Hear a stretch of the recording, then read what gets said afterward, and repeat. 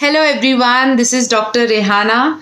I am an assistant professor in the Department of Medicine from Motiwala Homeopathic Medical College. Today's session we are going to start with the topic which is very important, bronchiectasis. Now we have to understand that lung disease are primarily divided into two parts just for our convenience and according to the pathology that it has. So first is obstructive lung disease, the second is restrictive lung disease. As we all already know, bronchiectasis comes under the division of obstructive lung disease like COPD, like asthma that we are going to deal in various other sessions. Now bronchiectasis, because it's an obstructive lung disease, we have to understand that the air cannot go out properly. That is why it's an obstructive lung disease. And bronchiectasis, as the word suggests, ectasis means dilatation. So dilatation of bronchi. Now, before starting bronchiectasis, we have to understand the definition of it. What is the definition of bronchiectasis? Always remember it's an irreversible disease. Irreversible disease means once the damage is done, it is very difficult to reverse the pathology.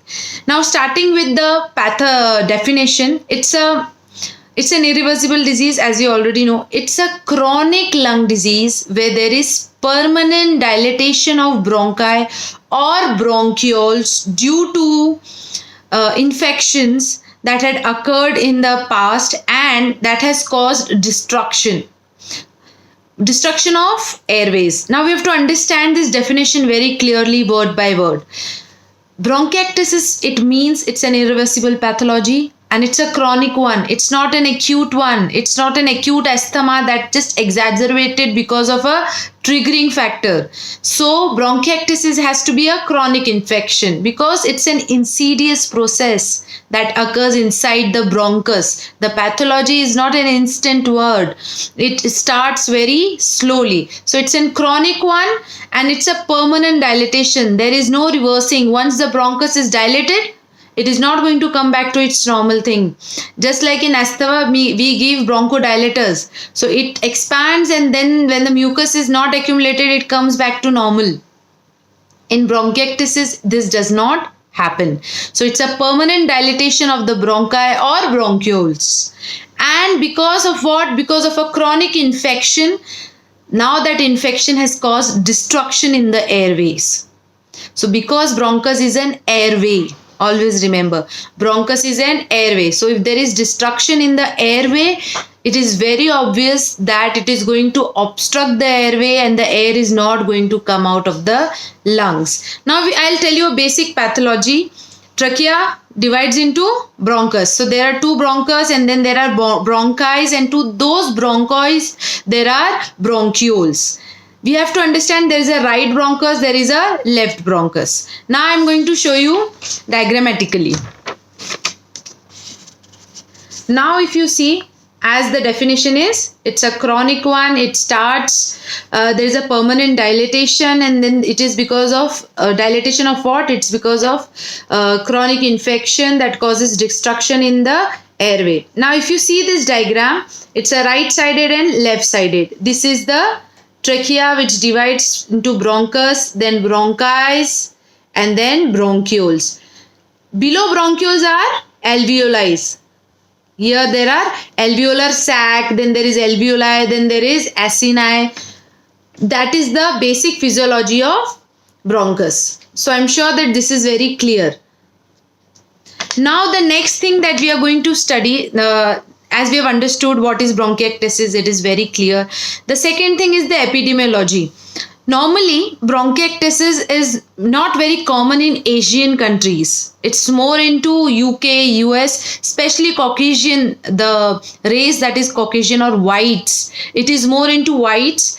It is very less into Asians and it is very even lesser than in Asians. It is lesser in black people. So if we consider race wise, it is actually more seen in white people.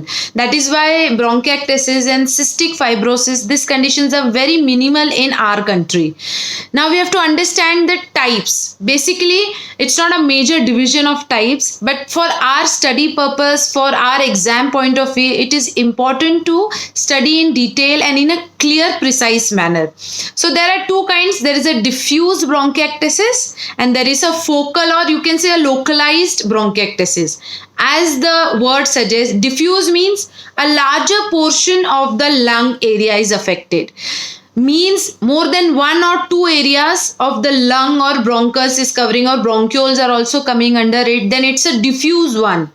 And if it is a localized one, only one bronchus is affected, only one bronchiole is affected, then it's a focal or localized one. So these are majorly two divisions, two types. It can also be divided into either they are congenital or acquired. That I'm going to go in details later on.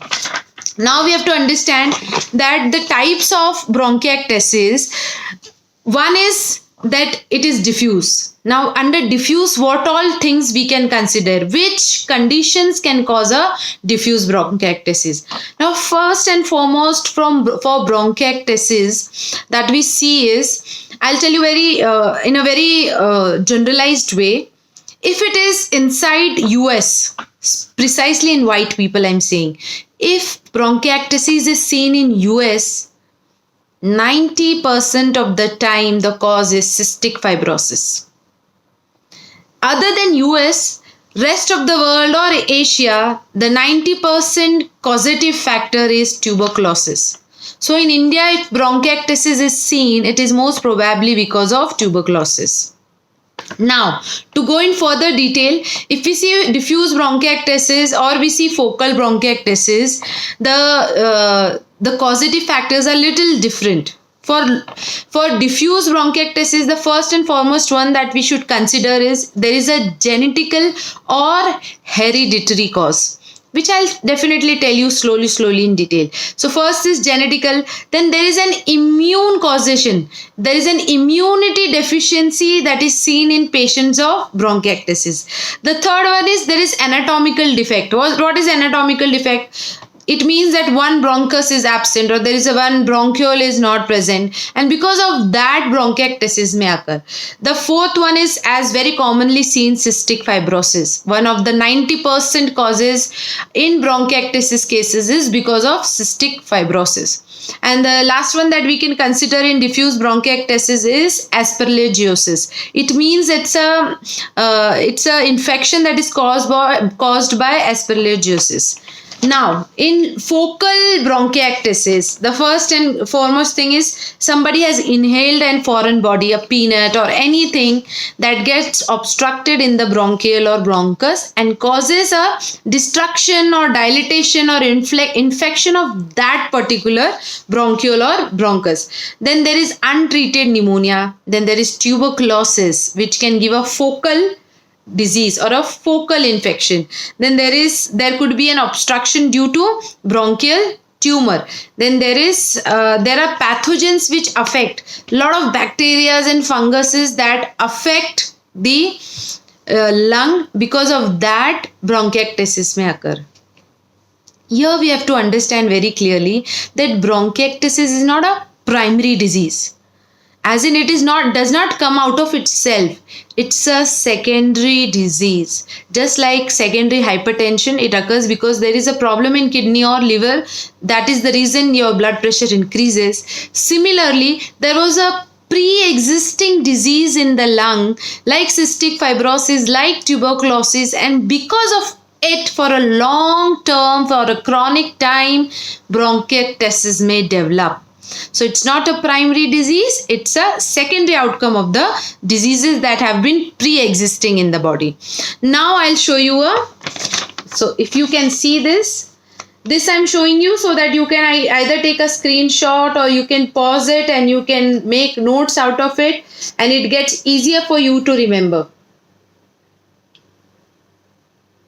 Now we are going to study about the same types, but we are going to segregate into congenital. We have to understand why bronchiectasis occurred in a person. Was it from birth the patient has acquired an infection from other diseases. Now, first, for congenital diseases that may pre-exist in a person from since birth, this person might have this thing, and that is the reason eventually that person was diagnosed bronchiectasis.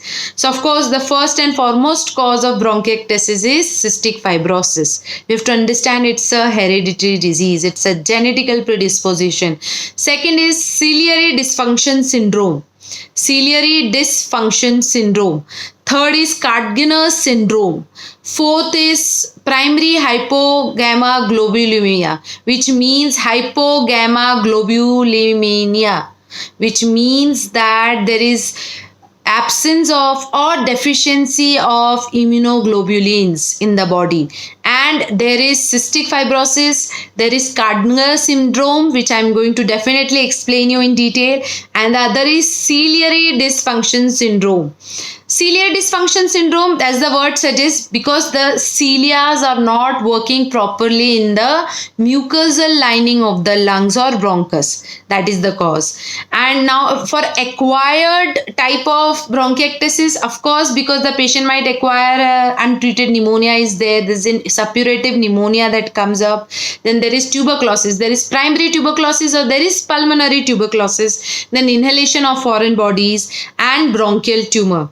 Again, one more most important is allergic pulmonary aspergillosis. This is also one of the major causes of bronchiectasis. So now I'm sure that you have learned about the etiology, types of bronchiectasis and the causation that has caused, either it is congenital or it is acquired, and how is it's diffused and focal or localized, and how the bronchus is divided and where what is affected. I hope that you've understood this, and in the further session we are going to deal with pathophysiology or pathogenesis of bronchiectasis.